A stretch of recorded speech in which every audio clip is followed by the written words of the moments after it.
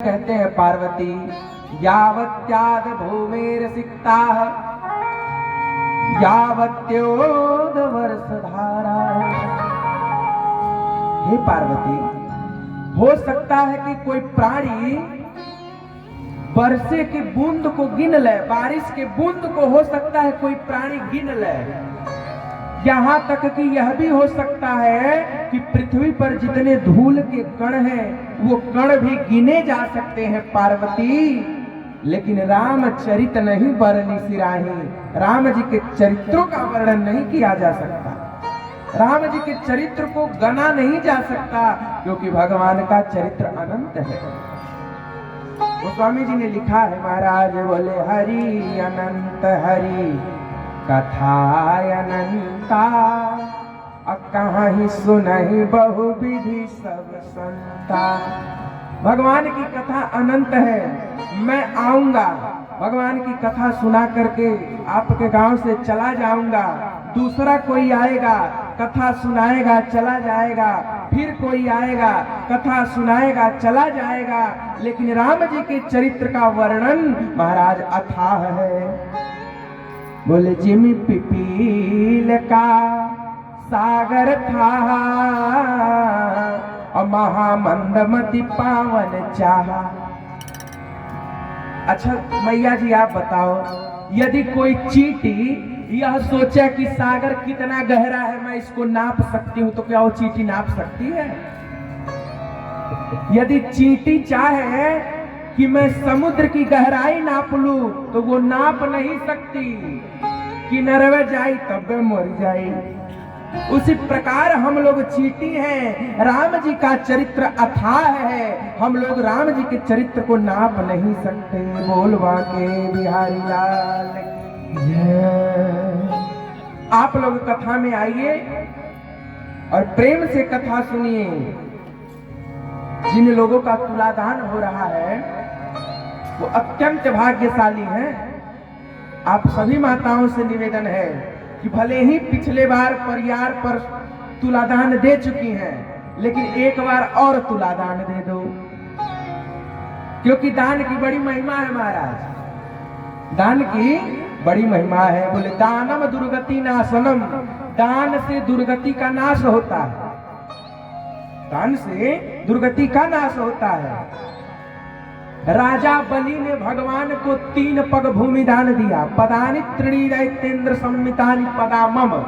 भगवान ने बदले में क्या दिया?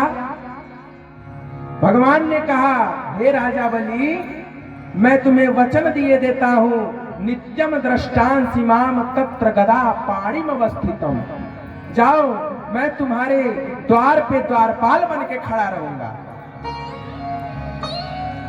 जब राजा बलि ने पूरी पृथ्वी दान कर दी तो अब राजा बलि रहे कहां? क्योंकि दान दी हुई वस्तु पर तो रहना चाहिए नहीं, तो राजा बलि रहे कहां? 14 लोक होते हैं, 14 लोक होते हैं। आपको पता है 7 नीचे और 7 ऊपर, पद पाताल शीस अजधामा, अपर लोग अंग अंग विश्रामा, नयन दिवाकर कच गनमाला, भृकुटि विलास भयंकर काला।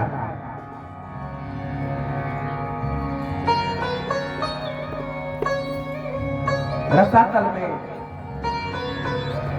राजा बलि रहने लगे। प्रिय भक्तों,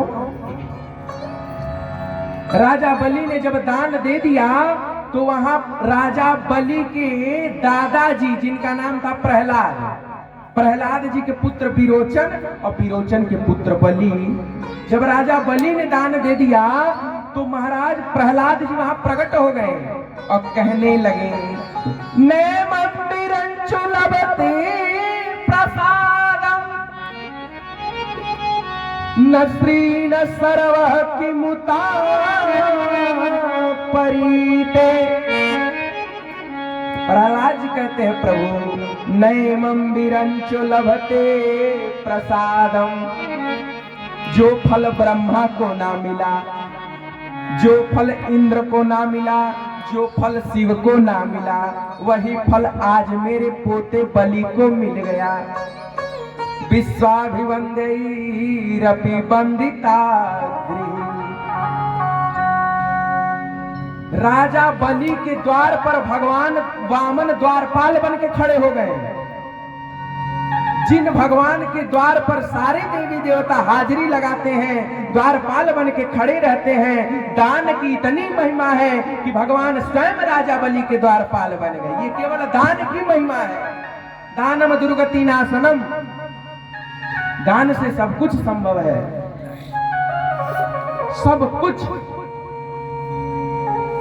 अब जब राजा बलि के यहाँ जब द्वारपाल बन के खड़े रह गए, इधर लक्ष्मी जी वैकुंठ में इंतजार कर रही हैं, मेरे प्रभु नहीं आए।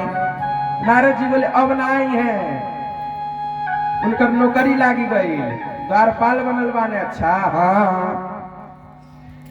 तब लक्ष्मी जी ने विचार किया प्रभु को किसी प्रकार वैकुंठ में लाना पड़ेगा। तो महाराज लक्ष्मी जी राजा बलि के यहाँ बहन बन करके गई, हाथ में राखियों की प्लेट में सजा करके लेके गई।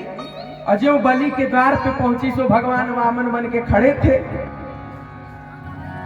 द्वार पे लक्ष्मी जी ने भगवान को देख लिया। कहे लक्ष्मी जी ने कहा प्रभु अभी है काम बाकी रह गई है। भगवान बोले क्या करें, भक्तों का हृदय है। लक्ष्मी जी गई राजा बलि को राखी बांधा। राजा बलि ने कहा बहन मांगो क्या चाहिए। लक्ष्मी बोली अरे हम आपकी बहन हैं, जो भाई का है वो सब बहने का है। बलि ने बोला अरे फिर भी कुछ मांग लो।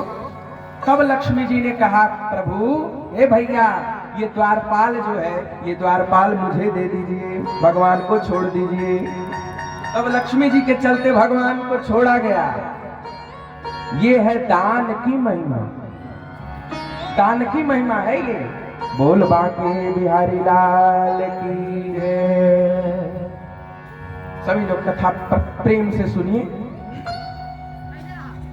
क्योंकि कथा श्रवण करने से जीवन की सारी व्यथा